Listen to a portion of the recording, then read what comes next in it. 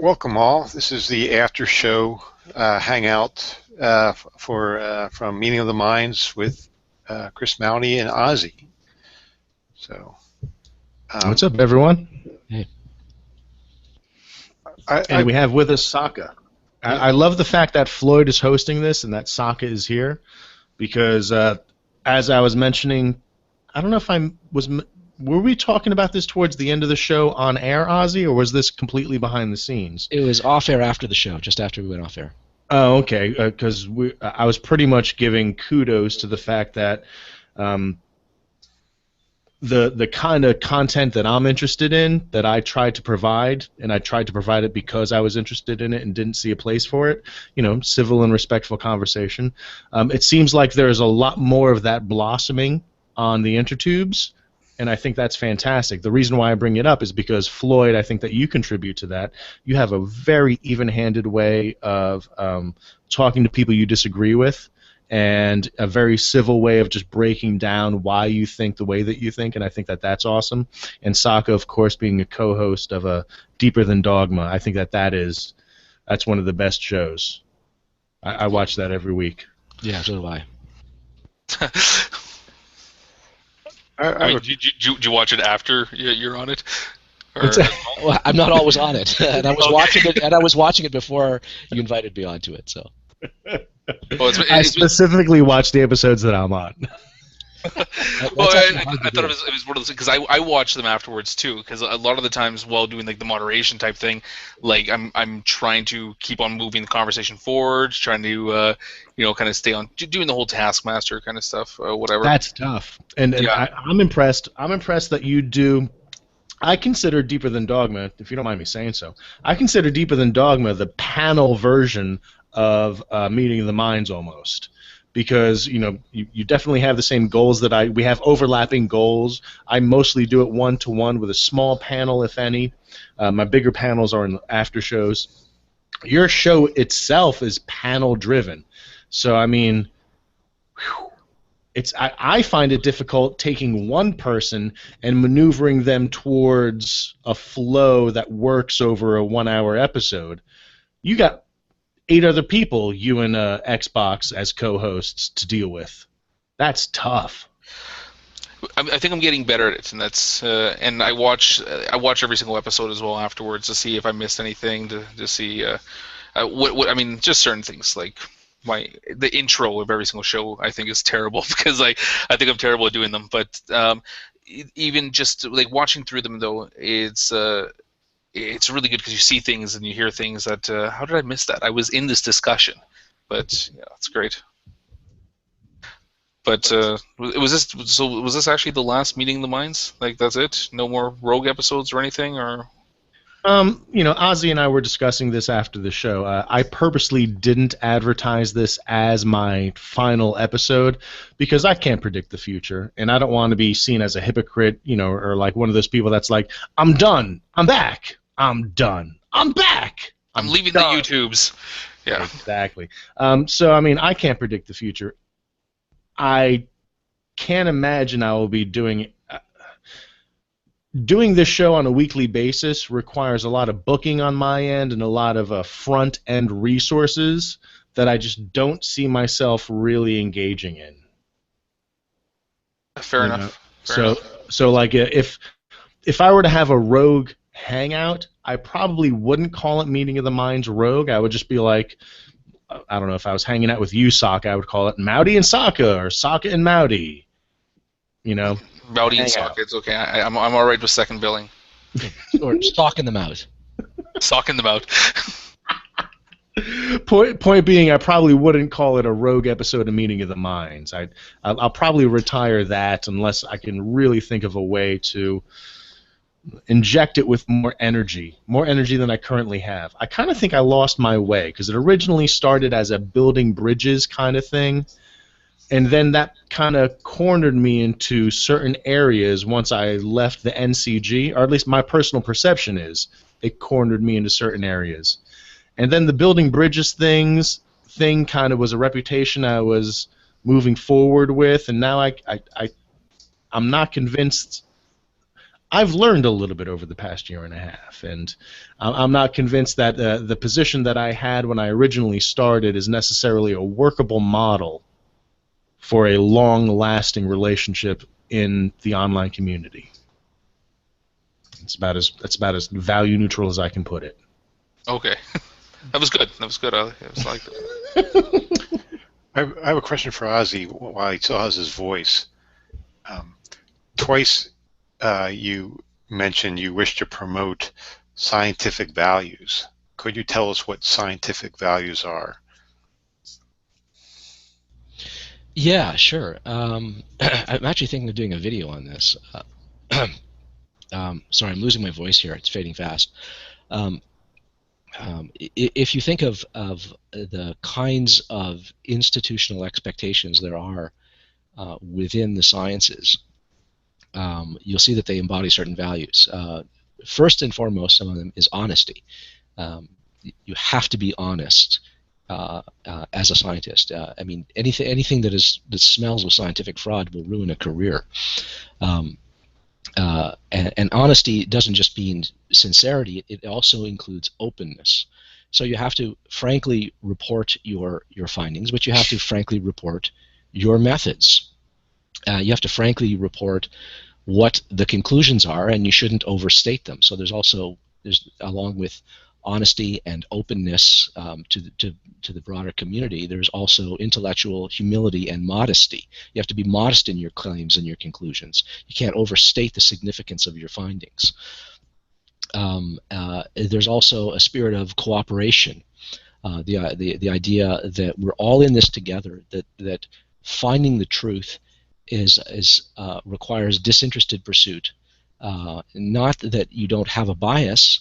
Not that you don't have preferences for one theory or another, but you understand that you're putting your ideas out into the intellectual commons as part of a cooperative project of mutual criticism of your ideas, not of one another, not of persons, but of ideas. So that's another value. So you've got this value for cooperation and solidarity. The idea that there is a goal of truth that is open-ended, and that we are working towards a long-term project, that any one of us can be wrong, and that even failed experiments and failed theories contribute to the edifice of knowledge. So there's just science is just a wash with values. When people say, "Oh, well, science is about fact, and then morality and philosophy and theology, that's about values." No. It doesn't work that way. Would that it were so that things were so neatly clear cut.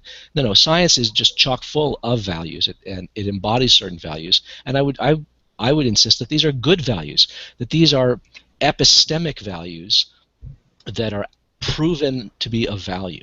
They are tried, tested, and true, and we're to emulate these. And it would be better if all of us in our lives tried to be more scientific. That is, try to espouse these particular values that we find in the sciences. So that's the kind of thing I'm talking about when I talk about scientific values. But it also is those are the values of intellectual integrity to a certain extent, right? It's not taking received wisdom. It's being skeptical, having an open mind, but not so open that your brains fall out. But at the same time, having ideas in an environment where they are challenged, and you accept that challenge because your goal, along with the goal of the people critiquing it, are to find the most robust version of whatever it is you're positing within the framework you're talking about. Yeah. These are all values of open-mindedness and intellectual honesty and integrity.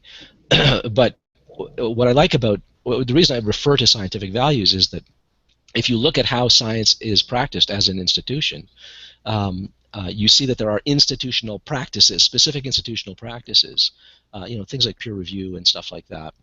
The idea that you need to be open with your procedures. You can't just post your findings. You got to say how you did it. You got to post your procedures. And if someone says, "Hey, I want to look at the raw data," well, you kind of got to pony up. You're expected to produce the raw data, not just the final charts and graphs. Things like that. So there is within the practice of science a set of pragmatic approaches that I think we do well to adopt and emulate.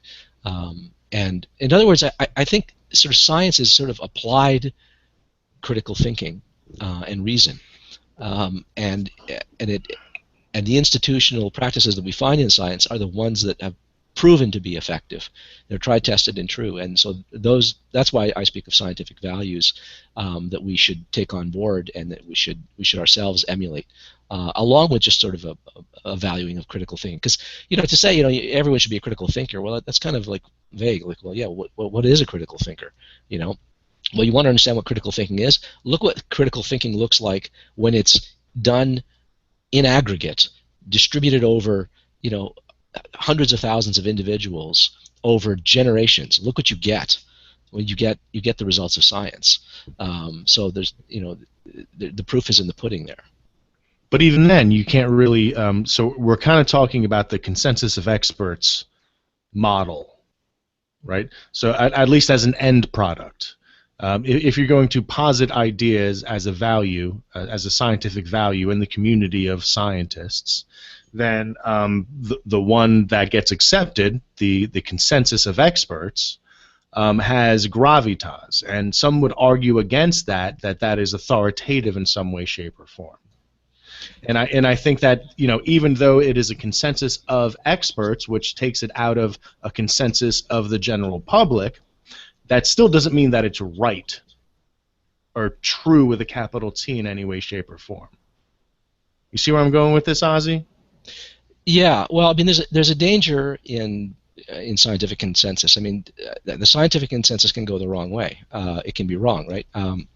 I mean, you just have to sort of look at someone like Alfred Wegener, the guy who first proposed plate tectonic theory. He's sort of one of the great scientific tragedies. He was a guy who came up with a model of literally of the shape of the Earth, the structures that we see on the Earth, and where the continents are, where the oceans are, and the topography of the Earth, and he had this model that the plates were shifting. The problem was that at the time there was no way to explain how these plates were shifting. There was no mechanism to explain how huge continental plates could move around. It just sounded preposterous. And so he was up against a huge scientific consensus that said this is just completely implausible. And he went to his grave with his theory not being accepted in his time. And of course now everyone accepts plate tectonics. The evidence of it is overwhelming.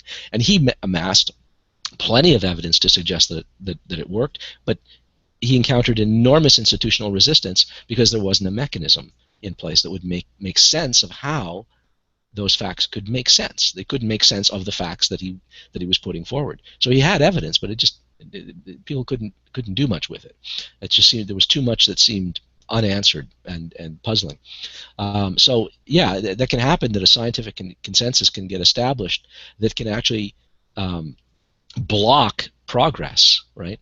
But But that's that's what emerges. No matter how hardcore you commit to your values, there are going to be anomalies that emerge from it, right? And that's kind of an anomaly, like something being shown to be true after the lifetime of the person who proposed it, because the environment in which he proposed it was accepting a different paradigm altogether.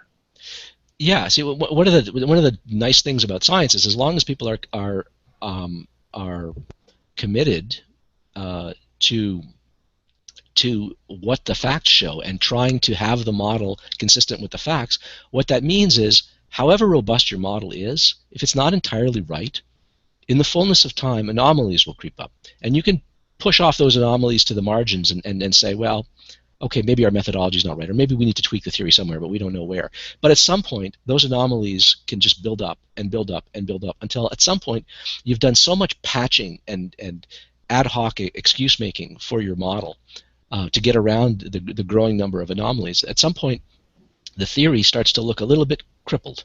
It starts to look a little less fruitful and promising. And then some other theory bubbles up, some alternative hypothesis bubbles up, might not be as predictive, might not have the explanatory power and scope of the existing standard model, the received wisdom, but it might look more fruitful. It might look more promising to the next generation of scientists coming into the field.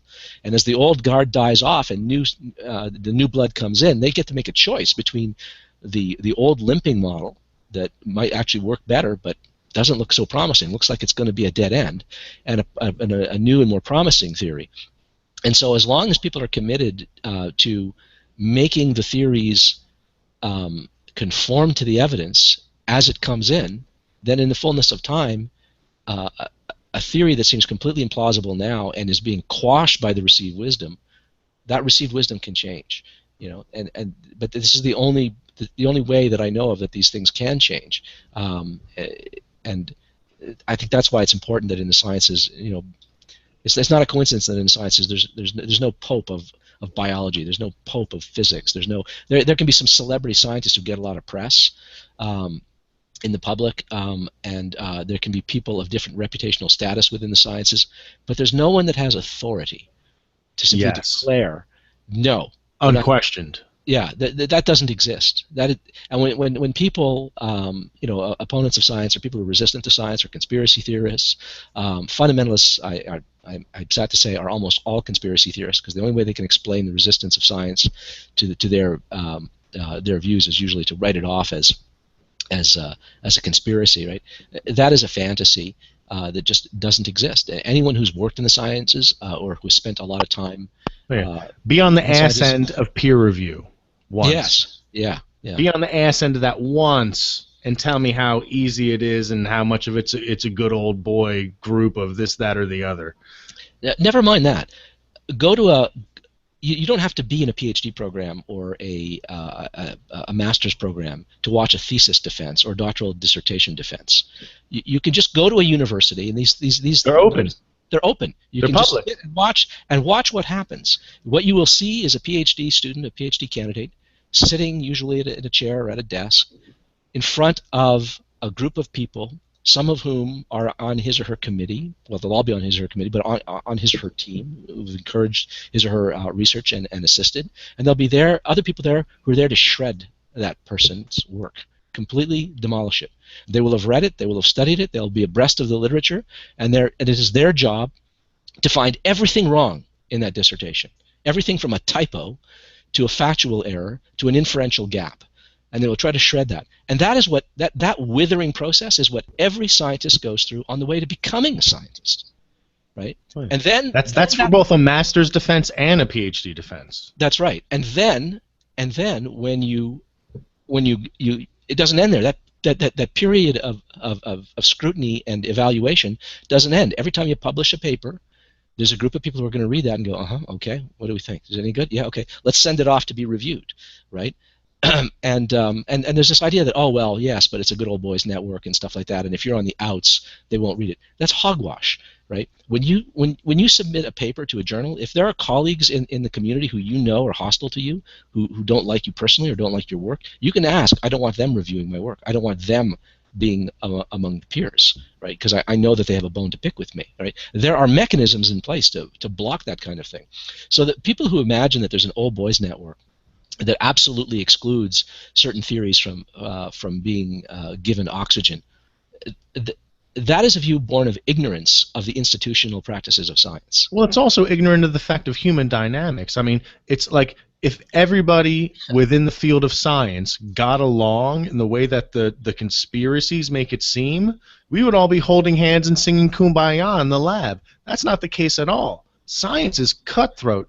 Go to a conference. If you want to see people yelling at each other in front of a poster, guilty as charged. Go to about nothing. Explain what a poster is, because people won't know what a poster is. They'll think it's a movie poster. Real quick, when you go to a scientific conference, there are symposia, there are presentations, and there are posters, right? And that's kind of the order of importance, in my personal opinion. The symposia are several hours long, where people get together and talk about topic X. Presentations are several hours long, but only 20 minutes of one person at a time presenting their data, and that's usually the principal investigator. The poster sessions occur in a huge auditorium, hundreds of posters at a time, where people just walk around, look at your poster and ask you questions about it. Is that a fair assessment, Ozy? Would you add anything? No, that's exactly right. I just didn't want people to think it's like a movie poster. Yes, exactly. So when you're at a poster presentation, I mean, never mind the presentations, the lecture presentations. I've seen some funny, degrading, horrible things happen at a straight up presentation where like people in the audience are yelling at the person who's presenting, they're yelling back at them. I've been presenting a poster where somebody wants to just nudge me on a detail that I don't think is a big deal, but they think is a big deal, and we end up kind of getting heated because it's in a room where there's a lot of background noise, and I'm a dago, so like as soon as you challenge me, I kind of get loud.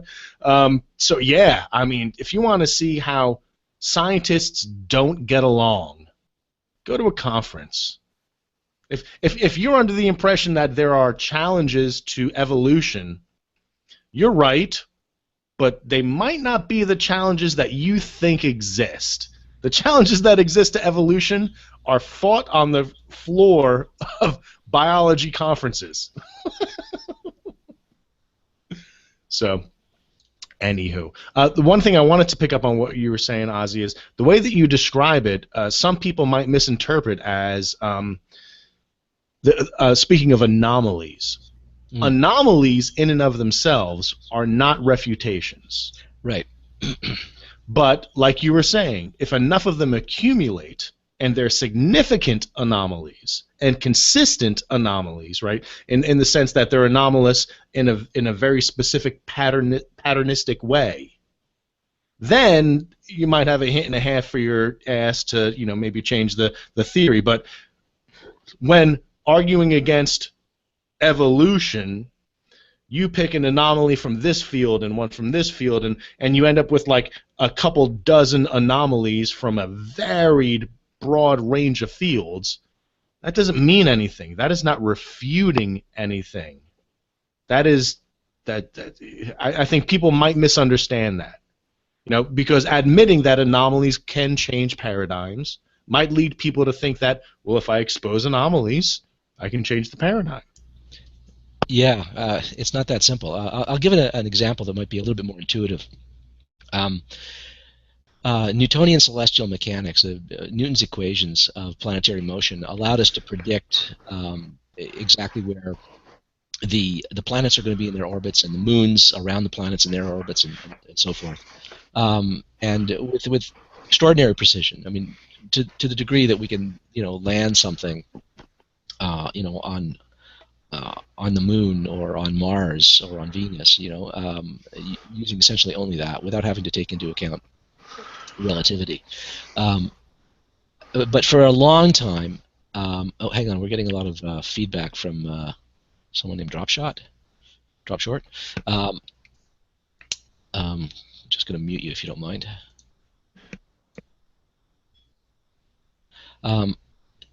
If you consider what happened with the discovery of certain planets. Neptune was discovered because there was something wrong with the orbit of Uranus. Uranus was not moving in its orbit according to the predicted calculations of Newtonian mechanics. Now, we didn't say, oh, well, Newton's wrong. Back to the drawing board, let's all start over. No, that's not what we did. We just said, okay, there's an anomaly. There's something unexplained. The theory fails to predict something. It literally mispredicts. It predicts that Uranus ought to be observed here, when in fact the planet Uranus is observed there. Something's wrong.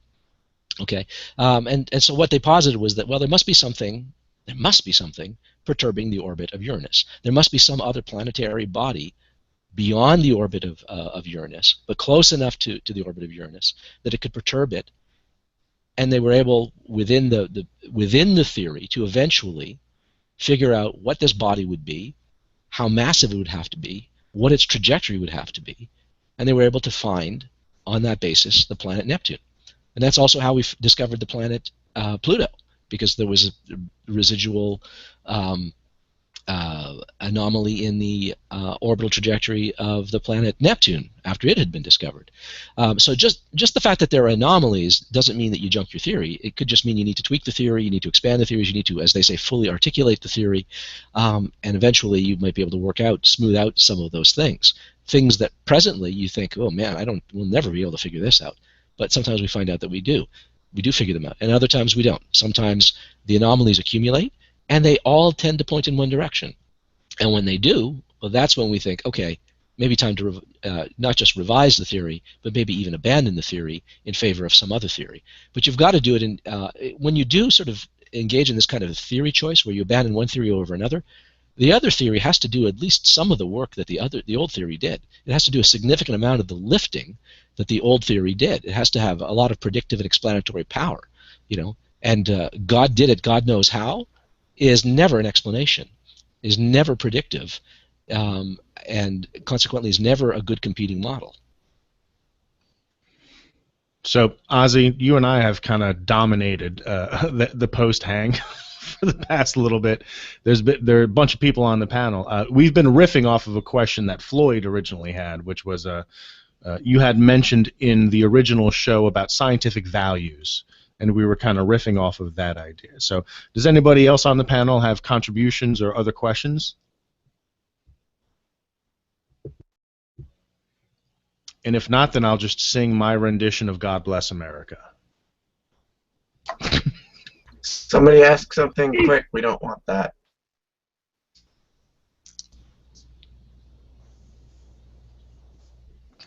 God bless. No. You could ask me to sing. I got one. I got one. My oh fuck. Go ahead, Wolf. Anyway, my question is does inner subjective verifiability matter when accepting a claim to be congruent with reality? Are you asking me or anybody or? How about you, Ozy? Yeah.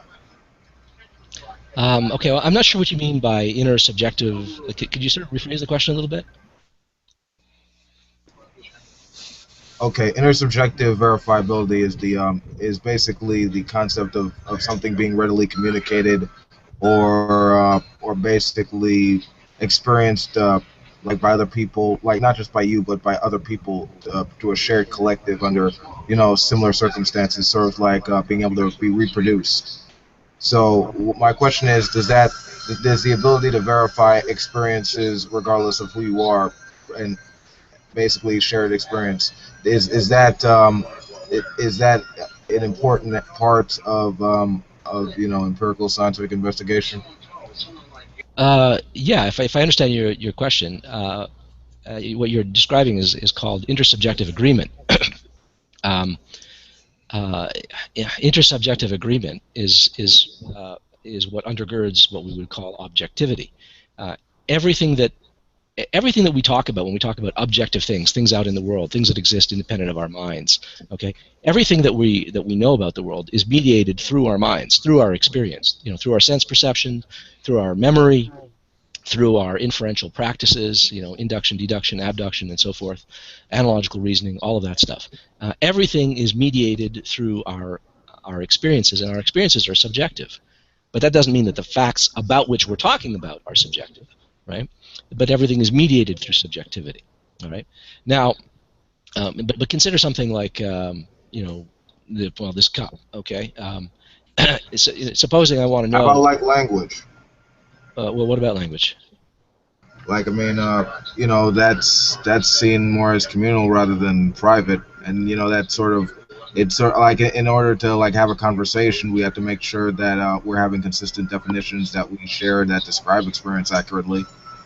Well, I would say that we don't have shared definitions. We don't learn most of our language through definitions. People, we consult dictionaries to get definitions of words that we're unfamiliar with that we need to learn later in life when we hear a word and we haven't a clue what it means. But when you think about how you actually acquire language, you acquire language through a very different process. I mean, practically every word in your vocabulary you have never looked up. No, I get that. I'm just saying, like, that's just like a particular source, but that's like we tend to use words to describe things within reality that we experience objectively, but as we tend to compare and contrast our experiences, we gain a better, accurate understanding of what that word describes in reality. Well, yeah, but and the way this works is through intersubjective agreement. I was just going to give an example of this. For instance, I hold this up, and when I look at this, I see a cup. I'm having an experience, a visual and tactile experience of a cup. Okay, well, how do I know I'm not hallucinating this? Like, what makes me think I'm not, hallucinating this or anything like that, right? I can see it. And yeah, well, what I can do is I can say, hey, Kevin, what do you see in my left hand? Do you see anything? And you'll say, yeah. And I don't have to sort of get into specifics. I don't have to lead you. I can just say, do you see anything in my left hand? You can say, yes. What do you see? And you say, oh, I see a coffee mug and it's beige and whatever. And then I go, oh, yeah, well, that comports with my experience. Okay. There we've achieved intersubjective agreement. And we can do it with things that are a little bit more abstract, like, the color red. I can, how do you learn what the color red is? Who knows what color you see when you're looking at something? Okay. And that it's the same thing that I'm looking at, that it's the same color that I'm experiencing inside, right? Well, it doesn't matter, actually, because really what happens is someone points to an object, and through an act of ostension, through pointing, we say, that is red. That color there, whatever the hell you're seeing inside, right, whatever qualitative experience you are privately having, that's what we're going to call red. Doesn't matter if you experience it differently than me. That color, that's all you know to be red. That's all you've ever heard of as red. And you'll never find out if the color that I experience is different or not, because we both call it red. So it's possible, logically speaking, it's possible that we all experience red differently, right? And it's more than possible. It might even be likely, depending on your physiology. But the point is, we would all, through intersubjective agreement, No, refer to that's that thing perfectly as red. coherent. What's that? No, I said that was reasonably coherent. Yeah, I Okay. agree. Yeah, so I mean, intersubjective agreement is the foundation of science. We confer with other people to find out if they are having experiences that comport with our own experiences. That is the very basis of communication about the external world. And science is just an application, a much more systematic way of doing so. But really nothing hinges on definitions. I just want to finish a point I was making about definitions. Nothing much hinges on definitions. Words really don't have definitions. We can define things. To define something is to circumscribe it, is to put a limit around it, really. But our words derive their meaning from their usages, how we use them, right? How we apply the words, the circumstances under which we use a word. And so there can be a semantic shift when people start to use a word differently. That literally changes the meaning. That's a semantic shift. And so when you think about it, most of the words that we use to describe reality, whether it's scientific jargon or just ordinary vocabulary about ordinary objects in the world or feelings or whatever, all of that vocabulary is acquired by simply noticing the circumstances under which people use a word or an expression. And we just recognize, this is what you say under these circumstances. And all a definition is a kind of rough and ready approximation of the many ways in which we typically use that word or expression. And that's why definitions very often fail. You'll say, give me a definition of a chair. And I'll give you a definition of a chair. Oh, a chair is a four-legged thing with a backrest that you sit on. Oh, yeah, well, I can find an exception to that. I can find a chair that doesn't have a backrest, right? Or that doesn't have an armrest, or that has, you can always find exceptions, and that's because definitions typically try to specify necessary and sufficient conditions for the application of a word. But in fact, that's not how we learn our words. We learn our words rather differently. And that's important, because when we're having the discussions in the great debate, people will always say, how do you define this? How do you define that? And people really are playing a kind of lawyer's game of typically trying to get you to not explain your meaning, but to specify your meaning to a degree that they can then find fault with it. When really what we ought to be doing in these conversations is asking a person, when you say such and such, could you tell me what you mean by it? Like, Or trying to trying to get you to contradict yourself. A lot of people do that and be like, "Oh, well, you a while ago you said this means that, or you made this claim, and now you said something that doesn't quite comport with my understanding with that. Therefore, you're wrong. You're bad. You're." Yeah, well, in general, people are much better at pointing out how hypocritical others are. Mm-hmm. You know what I mean? But to get back to Wolf's original question, intersubjective agreement in science is repeatability, right? So another way to look at that is like if my lab produced a result that no other lab was able to produce, following the very methods and protocols that I published saying that that's how I got this result, my results would have way less gravity if it couldn't be corroborated, if it weren't intersubjectively shown to be true. Right. Or maybe not true, shown to be a manifestation of when I do X, Y, I get Z. So, I mean, within science and scientific values, yeah, repeatability, intersubjectivity, other people being able to observe the thing that you're observing, if you want to go with the empirical model, yeah, it can't just be one person observing because then that's revelation and then that takes it out of science, kind of. That's what I love about science. The constant religion always says, God did it. You have to believe it. The science, you constantly, if you present something that is half-baked, you will be jumped on, metaphorically speaking. You have to have everything lined up. You have to have proof of your concept. And nothing will be, very little get past the peer review process that is junk. Some stuff might come up later where it's a mistake was made, but the correcting nature of science, I love that. Yeah, well, the fact that it's in place, it's imperfect, yes. I mean, yeah, it acknowledges peer review works within journals, right? In the landscape of journals within which you can publish, there are a range of journals that have more gravity than others, right?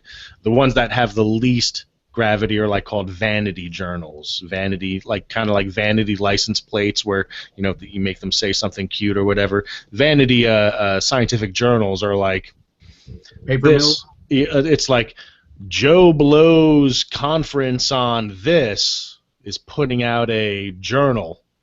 Well, that's more of a vanity journal as compared to like Nature, Science, like the Journal of Social Psychology, like some of the heavies that have, and those are rated by impact factors. So to your point, in general, science does have a mechanism in place to prevent bias from getting through. Because it's worked by humans, it's imperfect, such that people can say, I got my results published in a peer-reviewed journal. But if it has an impact factor of like 0.01, then you kind of have to take that into consideration when you compare it against the consensus of the field. But there's always a chance that they never say it's absolute. Yeah. You have to be very comfortable with uncertainty. Yeah, but due to the self-correcting nature, down the line it could be corrected, it could be disproven, or it could be proven. It's just God did it isn't enough in science. I like that. Mm-hmm. Yeah, and we often hear theists claim that science and the atheistic community have an anti-supernatural bias, that we can never like prove miracles or the supernatural is off limits to science. But I wonder if that's absolutely. I wonder if that's true. Where could science investigate miracles? It depends on how you define miracles, right? To get back to what Ozy was saying earlier, define what you mean by miracles, because as I understand miracles, they are occurring once, not reproducible. So can science investigate something that can only happen once? Possibly. Abiogenesis is potentially one of those events that it's looking into. But I don't necessarily think that I don't think that, I don't know. When you look at the history of science, you realize that it's just, this is my football bat analogy. It's just a field that grew up without looking at the supernatural for explanations. Before they were called scientists, before 1833, where I think Whewell, Whewell, invented the term scientist, 1833. Before then, it was natural philosophy. And in the 12th century, it was somebody whose name I can't remember right now who wrote a book. I mean, the underpinnings of science have always seen nature as a closed system where you need natural explanations for natural phenomena. So is that a bias, or is that just a way with which this filter of knowledge works? And if it's the way that this filter works, then trying to introduce a baseball bat into a football game makes you step on your dick because there's no such thing as a football bat. And I think science and naturalism has really came out of the success of science. Was anyone a naturalist in a pre-scientific age? And with science closing the gaps, I think that's how naturalism has becoming more popular, because we don't need, the supernatural explanations don't seem as useful or explanatory than natural ones. Well, yeah, I mean, it started more general, right? In the sense that, we attributed, like, animistically the weather patterns, the harvest patterns to gods, and then we kind of figured out, oh, this is how this works, or to fertility for that matter. And then we kind of figured out, oh, this is actually how it works. Okay, we don't need to believe in, donating, or not donating, but offering Slaughtering things the to the ram. gods. Yeah, you don't need to make offerings for the next harvest season because we kind of figured out that weather patterns, soil, nitrogen, and such kind of may have more an effect than those offerings. And that's kind of the area with which supernatural explanations have a foothold are getting smaller and smaller and more personal. And the more personal they get, the more difficult they get. They are to penetrate, in my personal opinion. Personal. Yeah, I mean, and I think it gets to a point where supernatural explanations gets in the way. It keeps us from investigating and learning more. If we just say God did it, well, okay, that sells it. There's no need to investigate it any farther. Also, as soon as you allow supernatural explanations, I mean, all bets are off. At that point in time. Yeah, because you're just talking about at that point. I'm just saying at that point you have essentially ghost shows and stuff like that. Yeah, you just have a transcendent agent, and you just have to guess what he's thinking. You're trying to read the mind of a transcendent agent. It seems like some people just have, on some level, a need to continue to include the supernatural explanation in their worldview, and naturally most of them will just apply it to whatever science doesn't understand. Currently, that would be things like the origin of the universe, consciousness, the origin of life on Earth, abiogenesis. I mean, there's not much left, but that's what I most frequently hear the supernatural explanation being applied to. It breaks my heart because I hear a lot of people who are ignorant to science just saying they don't care or it doesn't matter to them. And as someone who loves science, it's just like when someone's like, I don't care to know this, or they don't want to know, like, scientific explorations into consciousness and into the brain and that sort of thing really scare a lot of people like that. Yeah, and some even take pride that the supernatural is off limits to science. It's like, okay, well, now the supernatural is protected. Science can't go there, so so it can't be disproven. It's pretty sad. Have anyone heard of the case of Justin Harris? and the No. children he adopted? He's a state representative from Arkansas. He used them. He used his influence to adopt these two at-risk kids, special needs. And when he couldn't quite get his parenting skills to keep these, I guess, watch the children properly, he chalked it up to them being possessed by demons. It's fucked up. Oh yeah. It gets worse. Apparently, he had one. They had them separated because they're telepathically talking to one another. And when he finally couldn't, after the exorcist from Alabama couldn't do anything about it, he gave them to someone else who later molested one of them. This is what I don't understand. I mean, exorcisms, like, that's still a thing today. Apparently. And you have to go to Alabama to get This is Alabama we're talking about here. It's bullshit. I mean, they have a real corner of the market. You know, it's for exorcism. It's understandable you'd go there to get one. What's my understanding that epilepsy was once believed to be exactly demon possession, and how do you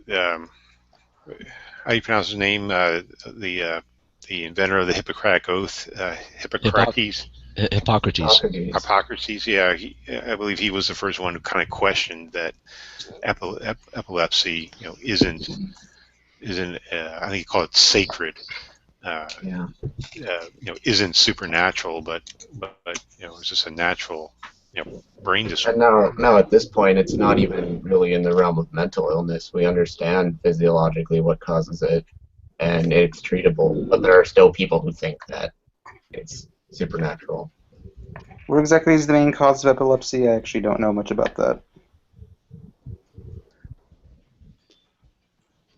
Electrical activity in the brain. So it can either be per hemisphere or it could cross hemispheres. When it does, it crosses the corpus callosum. In severe cases where you have grand mal seizures, severely, you can have the corpus callosum severed so that it's hemispherized, if you will. And for those people that get their corpus callosum severed, they make for very interesting neurological studies. Because, of course, our left brain mostly controls our right side, left brain mostly controls our right side controls our left side. Thank you. And the corpus callosum is what allows the hemispheres to communicate with each other. So once that's severed, it's interesting to see what the effects are. Well, what usually happens in that case? If you sever, because the corpus callosum, if I can use an analogy, it's like a bridge, basically, from the left to the right. Once you get rid of that bridge, like, how exactly does electrical conductivity work in the brain? Well, it works within each hemisphere. So one of the experiments that are done is everybody has a center line of balance, right? So if I asked you, without having your corpus callosum severed, to reach for something with your right hand that is in your left field, you would have no problem doing that, or vice versa. With the corpus callosum severed, I think that those tasks are more difficult. So if I asked you post-severed corpus callosum, to reach for something with your right hand in your right field of vision, you could do it. But to cross over your midline boundary is much more difficult because you have to use vision that crosses over and opposite sides of opposite things. Also, I believe there's one other effect. I just recently heard about this. No, that's something else. That's all I can say. I've heard of some people developing like split personalities when that happens, or if they're just born without it. Their right and left halves start to do things sort of independently of one another. That's what I was going to go to, but I thought that was a different thing. Where like on the somebody's right hand will be buttoning up their shirt and their left hand will be unbuttoning it at the same time, kind of thing. Like, or for instance, they will be asked what they want to be when they grow up, even if they're adults. Like, what is your ideal job? And they're like, well, I want to be a market analyst. I went to school for it and everything. And then they present the question in text form to their other field, and their hand writes out like fireman. So something inside them wants to be a fireman, but their rational way of talking about what they want to do has everything to do with, well, I was trained for this, I should be doing this. So those kinds of experiments illustrate the importance of the corpus callosum in the way that the hemispheres communicate with each other. Is there I think. cases where both hemispheres are like at odds with one another? Not really.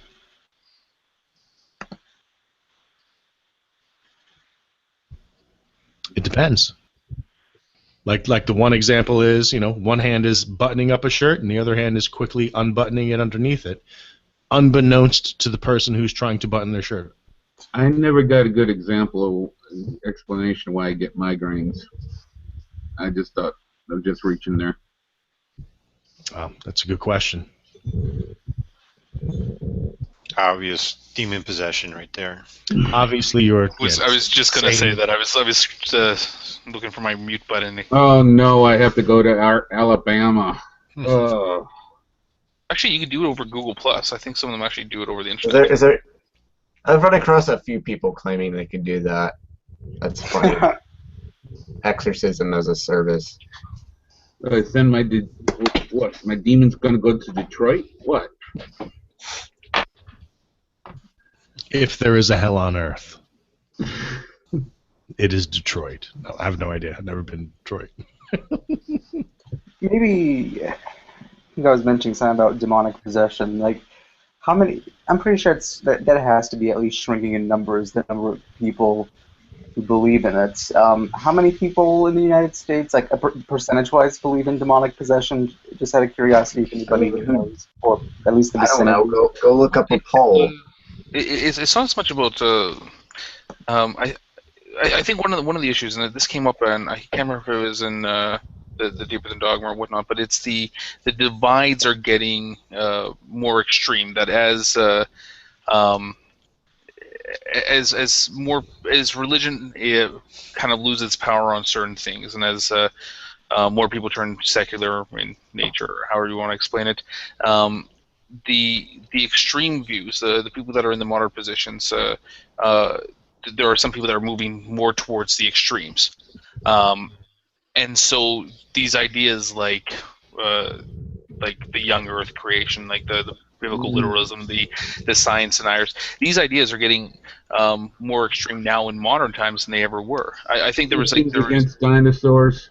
Yeah, there was somebody was. I think one of the things I read is that in the last 60, 70 years or something like that, there have been like 18 challenges to the Supreme Court over teaching creationism in school, with the majority of them just being within the last 5 years. So, the idea of demon possession, might be becoming a more common idea. Who knows? Okay, in a public policy survey from October of 2012, 63% of young Americans aged 18 through 19 believe in demonic possession. 63%. Does that number just come out and just scare the hell out of anybody? Find a way to explain their behavior. No, it wasn't me. You gotta consider. Well, consider this. A lot of 18 to 19-year-olds, okay, a lot of them might just be coming out of their family life, and they were raised in a very conservative sort of household, and they don't know. They're not educated on the science of why, neuroscience and psychology and things like that. There was the state of education in this country is just really deplorable, especially at that level. There was a poll I read not too long ago that said, what was it, some 20 to 30% of high schoolers couldn't rank Los Angeles, California, United States, and North America by size. Oh my god. But, I mean, where are these coming from? What are the sources? Are these just, what are the sample sizes, Well, where yeah, are they? yeah. Yeah, I mean, you kind of have to investigate these, where these polls are coming from. A deconverted man did a thing about that. Did a video about that recently, where he's talking about this poll. I forget what the poll was about, but he said, yeah, but they only asked 500 people. Out of what Yeah, was the sample size? and you don't know, maybe the sample size happened to be all in the South, or all these people. I mean, I don't feel like, even if it was 500 for the poll, it's not enough to describe the entirety of 18 and 19-year-olds from America. Yeah, but then you also get into, I know this is a tangent, but when you get into research, you get into the college student effect. Because, let's face it, at least in the social sciences, a huge chunk of the data that is generated is based off of college students. Yeah. Their Yeah. college professors are the ones that are publishing it, and they get credit for participating. Yeah, so psychology department here is always looking for volunteers for some study that they're It's running. university-wide. That's- Every university with a psych department has that. I That's- participated in a few at my old college. So yeah, I've participated in one. That's sort of my job actually right now with the lab I volunteer with. That's basically my job. I work with the student subjects. I log them into the computers. I keep an eye on them, and I make sure they've done the work, they've done the experiments, and I grant them their credits, the credit that they have to do for being part of their psychology classes. Yeah. That's always, I mean, that's an issue. I mean, like, But that's get it. bias. But the point that I was making was, in the same vein that Jackie was making. Sorry, man, I drew a blank on your name, Jackie. Oh my goodness. In the same vein that Jackie was saying that it could be a biased sample. Yeah, man. Like when most of your data is generated from 18 to 25-year-olds, and you're saying that is representative of a population based on your sample, you got some splaining to do. That's also a big problem because usually the age is 18 through 25. That's usually the last stage of brain development. Usually when you come towards the end of that age, towards the end of that stage. That's why you need to destroy as many brain cells in that stage as possible. Yeah. Wasn't Yeah, like, there it is political? where like Fabio knows. Fabio's nodding his head in knowledge. Personal Alto is knowledge. your friend, yeah. In via veritas. So this is why this is sort of why like I like the idea of people waiting a while before they go to college. Like if some people wait until their 30s, that might be towards a better advantage because at that time you would think if their brain is fully developed, they'd be mature enough to handle their school. Prudent, because if we waited until people were in their 30s, we would have nobody to do the job that you do. Only people your age would do what you do and volunteer to do it. That's how science works. That's also, of course, while your brain is still developing, it is somewhat easier to learn new information, pick up new things. Yes, there are benefits to starting college later, but there are drawbacks as well. Yeah. Wasn't there like a scandal with, I think his name's Philip Morris. He was a political kingmaker who he would do things like skewer his polls by going to nursing homes and just polling people in nursing homes. See, the country's more conservative because of this. I was talking about polls before. Yeah, and that's actually where this whole thing started, with a biased sample and stuff like that. But yeah, you can mess with statistics in many different ways. Not only statistics, but the way that you sample, what you do statistics on, to alter outcomes. That's why, to get back to what was talked about even before, having peer review, having a community of people that are critical, that's what prevents like the lone person who is just, taking advantage of the system from getting very far. Please go.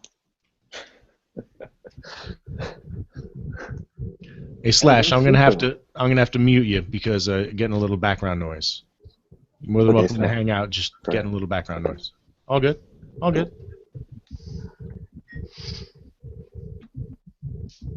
Anywho.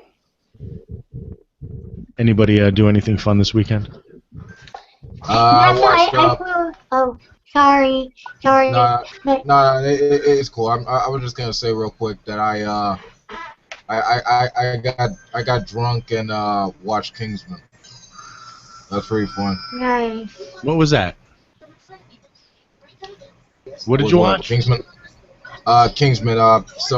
It was like a flick about this British kid being a spy, and Samuel L. Jackson was the villain, and there was this I know kind of exactly hot what you're talking about. and there was this hot chick with like metal blades for legs. It was kind of cool. Yes. How was the action? Oh, the action was insane, and oh man, the ending was funny too. Like to bum a princess, that's spoiler, but who gives a it was awesome. I recommend it to anybody. Yeah. Hey Fabio, what Go are you ahead. still doing up anymore? No, I was thinking about what Sokka said before about the polarization of ideologies, and I remember I read something that tried to address that point by I mean it was an hypothesis, of course, but they were giving that the explanation that people is usually subjected to more informations, but they lack the abilities to go deep into that information. Now, usually when someone is asked about an opinion on something that he has heard of, he saying I don't know, it's not seen as a valid answer by the people replying. So usually they go with yes or no, depending on what they understood of the topic. But because they lack some of the tools in order to properly understand the topic, they tend to get more polarized. They tend to get to the easier answer, the answer they can grasp, according to their own abilities. And I don't know if it's true or not, but I think Hold it's. on. I want to stop you there, Fabio, because there are people that hold positions because they don't know better. And we all know that there are people that hold positions that, at least from our perspective, should know better. Yeah. In other words, they've demonstrated a certain level of logic or rationality or whateverness that, that would kind of exclude someone with those tendencies from thinking the way that they do. So, Yeah. I mean, so I'm challenging your idea that, the latter, which is people think the way they do because they don't know better.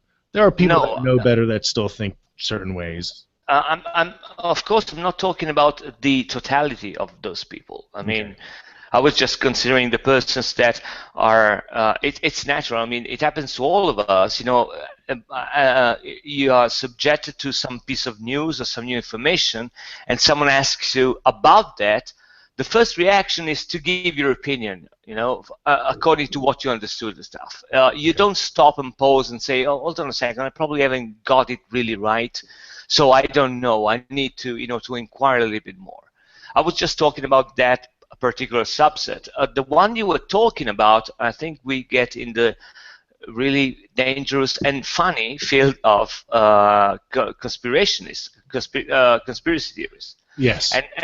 And this is not, let me get this straight. I mean, this is a no-win situation. You cannot possibly win with a conspiracy theorist proponent, theorist, because if you give proofs against the theory, it's the cover-up, and if you agree in some parts with the theory, see, that's the theory, it's true. So you cannot win. Every piece of information you bring, pro or against, if it's against, it's the cover-up which proves the theory. So it's a no-win situation. It's good for laughs.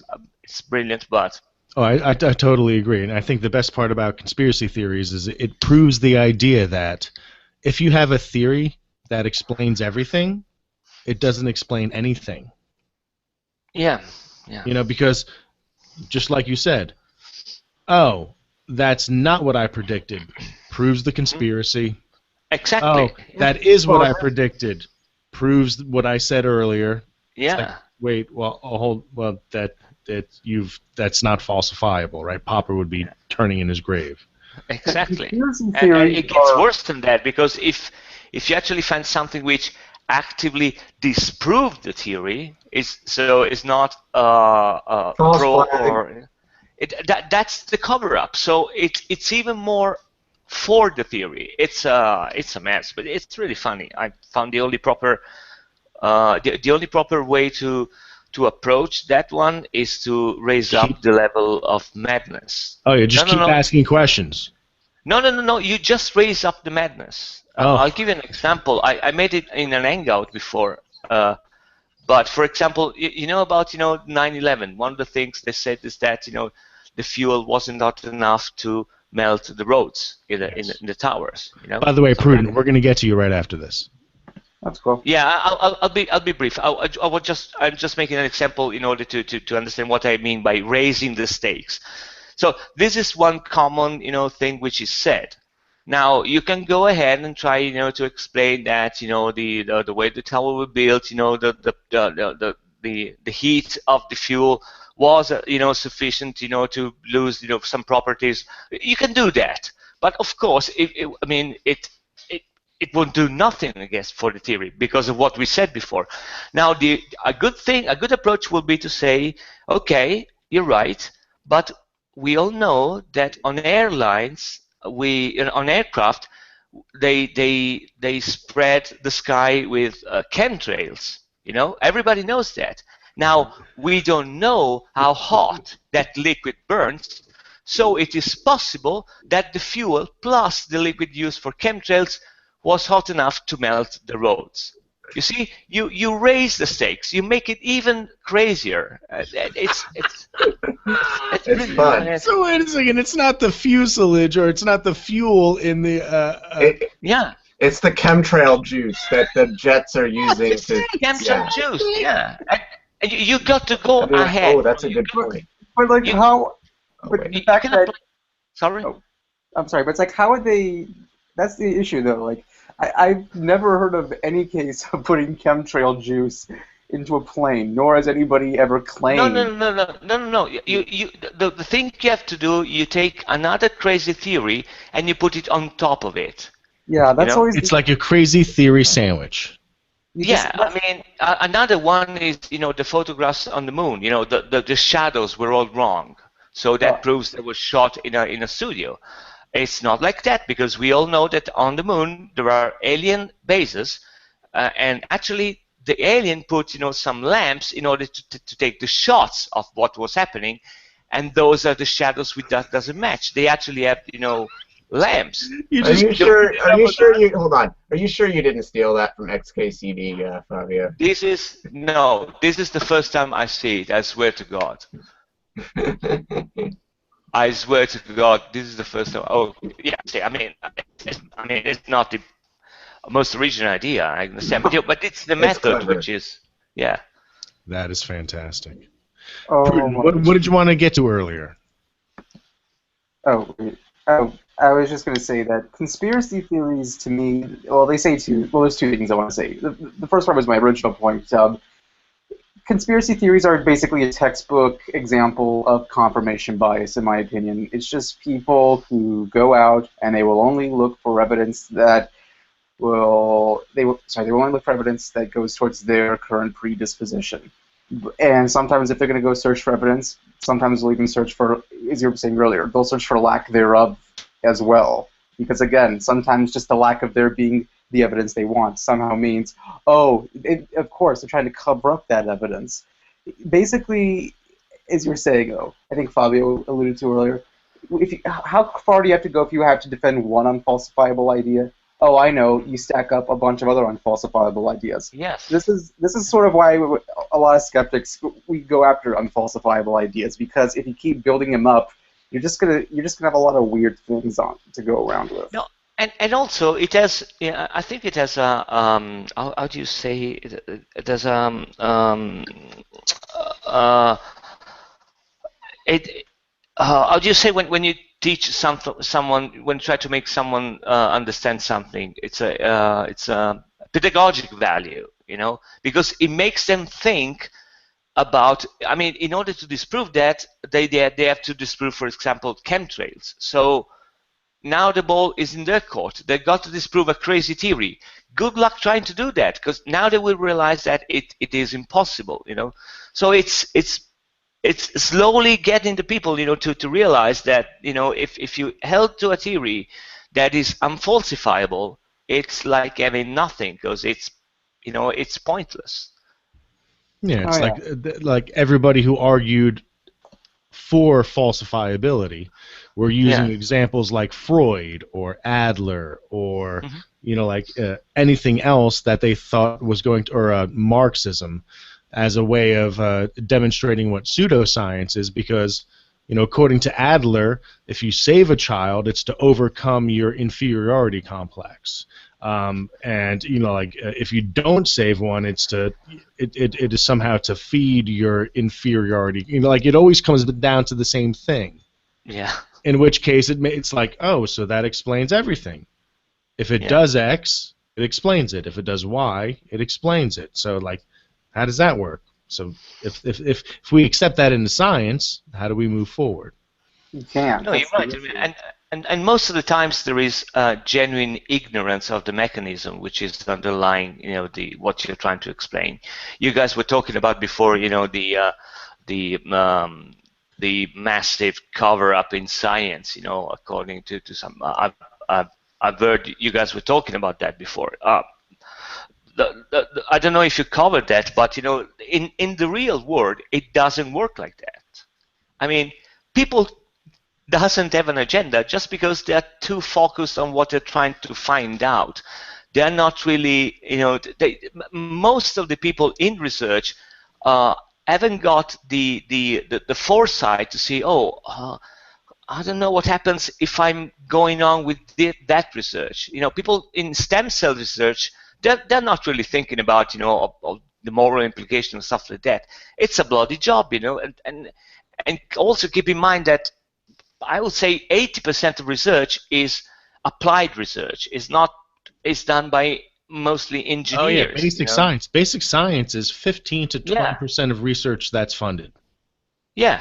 So I mean, if you go in any company, they make research that's applied research, and it's built on a pyramid of of previous research.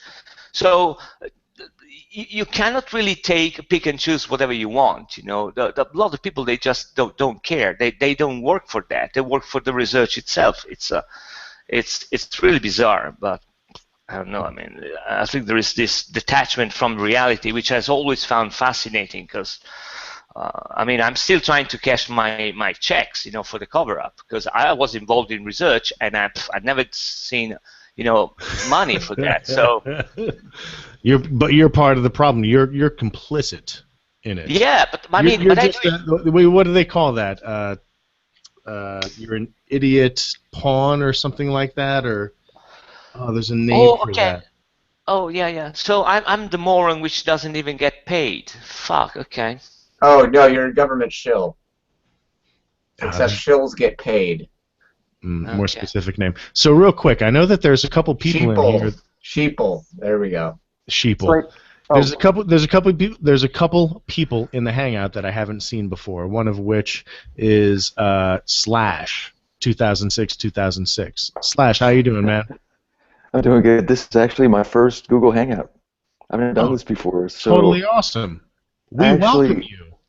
This is awesome. I've seen your videos before. I think you were an excellent moderator. So I've seen you and Ozy, I think yesterday. Wow. Thanks. Talking about, it's still hot on my memory, about the presuppositional apologetics. Ozy is so eloquent and smart. He's awesome to listen to. I like that guy a lot. Oh, He's we cool. hate him. Oh, you do? I know. We hate him because he's so smart for good. his own good. Oh, Yeah, really? that's why we hate him. Well, actually, it's not that we hate him because we can't blame him because he is an artificial intelligence program Oh, that explains it, guys. written by his wife, Alana Fireflower. So. That's another conspiracy theory. Oh no, he readily admits it. In fact, his wife posted it today. Oh, So really? you know, assuming that neither of them engage in sarcasm whatsoever, it deductively it makes sense, right? I've noticed that. I noticed when you joked around with him a couple times, it seemed like the AI was trying to process it. He in didn't such know a what to way do. that He was like, does not compute. yeah, Does not exactly. compute. Oh, it's funny. That was pretty funny.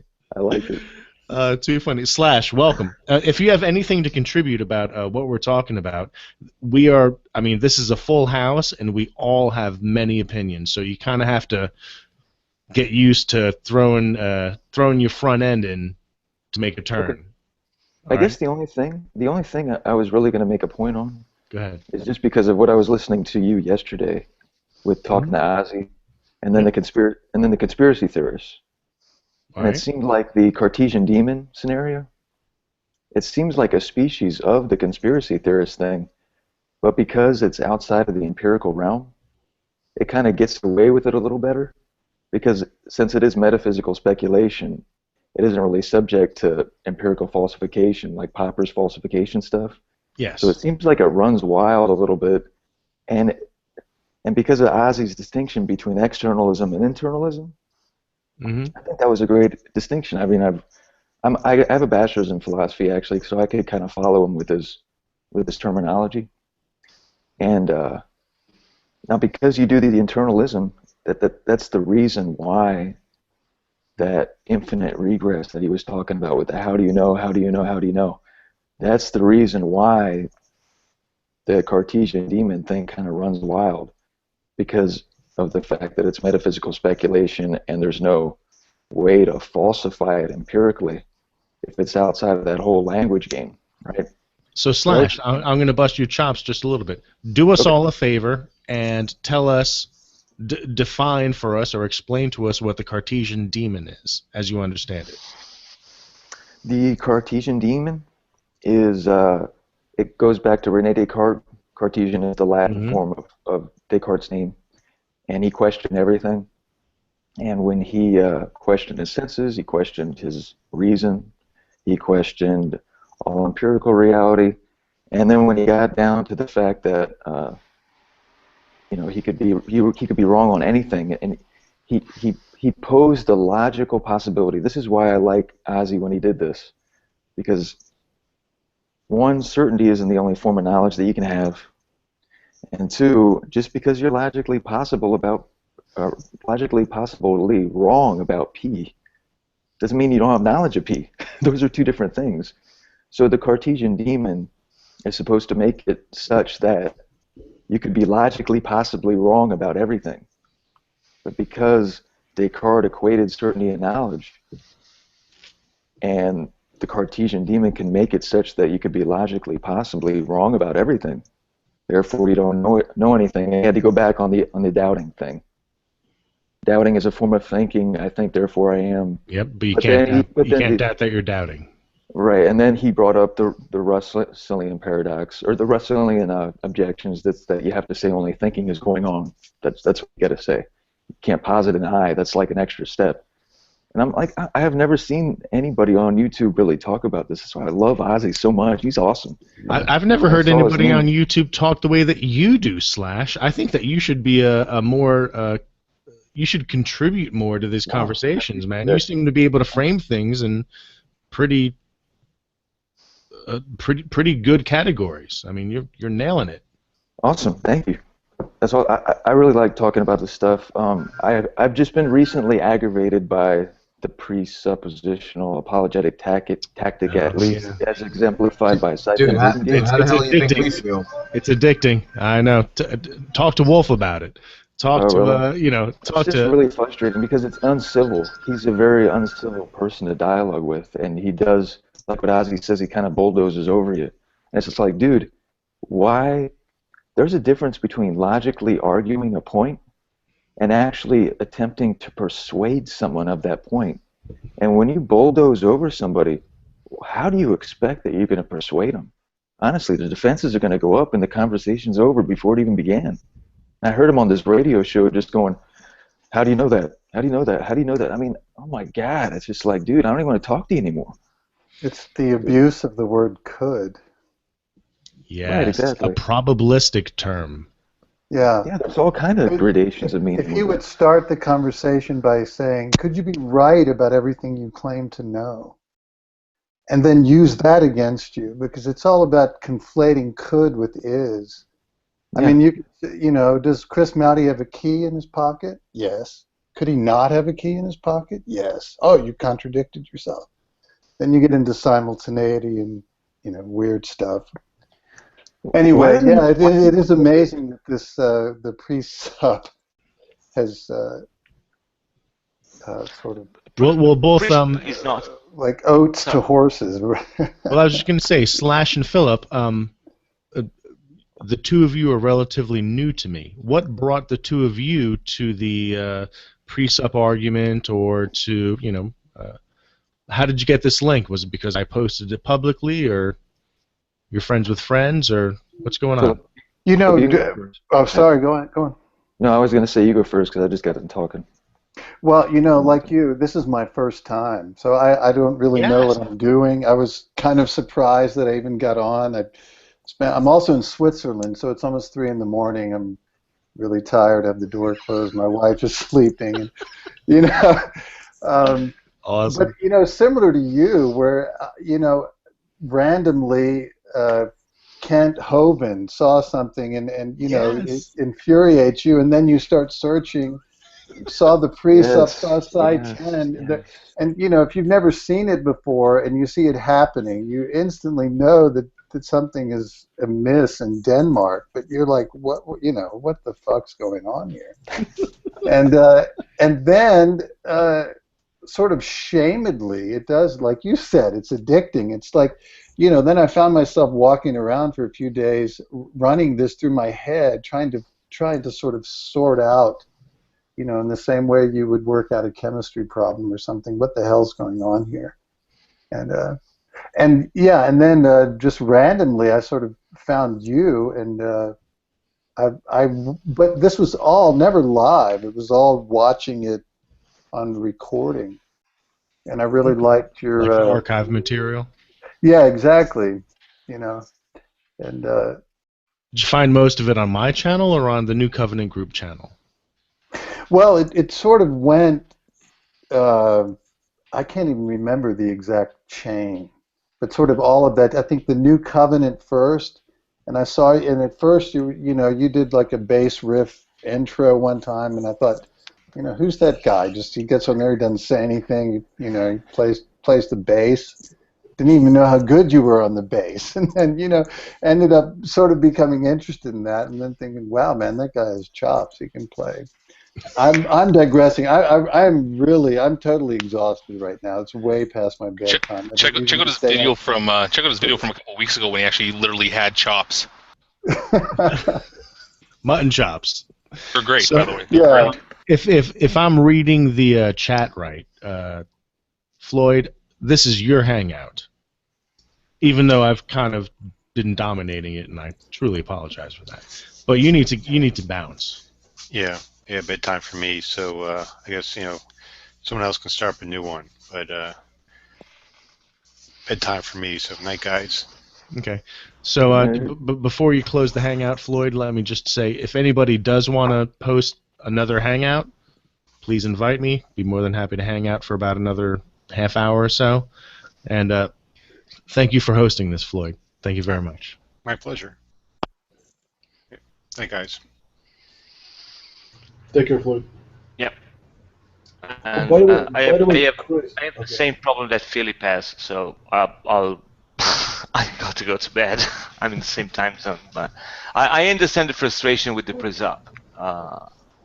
It's the problem is that it is presented as an. I wrote it, you know, on the side chat. It is presented as an argument, and it's frustrating because you can make heads or tails of it. but it's really a mechanism by which they try to shut down the conversation. So Yeah.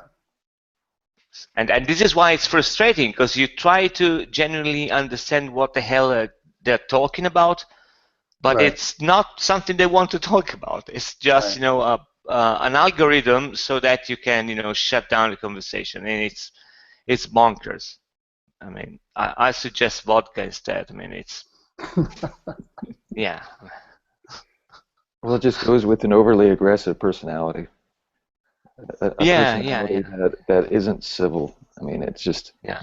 it's like they found a little bit of um, And dialectical tricks, and then they just kind of use it on you as like a magic trick instead of actually a mutual trying to strive towards a mutual truth. It's just about shutting you down, and it's just annoying. yeah. No, I found interesting, and then I really forgot to go to bed. But I found interesting when you were talking about the card demon, and you went all along and you talk about doubt. Because I remember, for example, I think it was Sant'Agostine that he was faced with something which was really close to a Prisap argument. Now, the funny thing was that that argument was used by the atheists of the time against the church. So it was the very exact argument, but reversed. So it was really close. I mean, not the same one, but was close enough to be quite interesting. And the answer to Sant'Agostine, when they were talking to him, how can you be sure about everything because you're God? I can. And his reply was that there is one thing I'm absolutely sure about, and it's that I have doubts.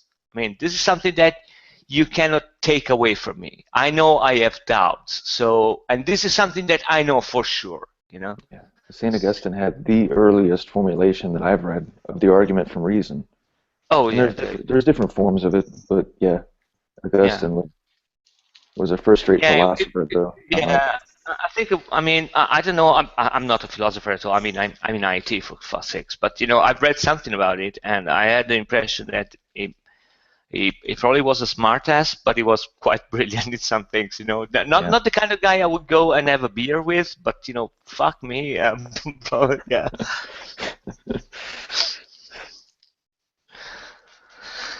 Yeah. Anyway, guys, I've got to go to bed. It's been a real pleasure. And as Lash and Philip, I think I'll put you on my circles because you guys are Hey, really Philip, I was going to say I'm right by you. I'm in Italy. Oh, are you really? Yeah. No, come on. I am in Italy, for fuck's sake. Oh, you are? What city? I live in Tuscany. Tuscany? I'm in Aviano. Oh, okay. You're in the army. I've lived in Gorizia for. Yeah. I've lived in Gorizia for about 5 years, so I know the area very well. Cool. Awesome. Yeah. Are you Italian? Are you Italian? I am Italian. Yeah. Wow, your English is awesome. Yeah, I know. I was going to say that too. My parents would be happy to hear that because they spent a huge amount of money in private schools when I was 6 years old. So yeah.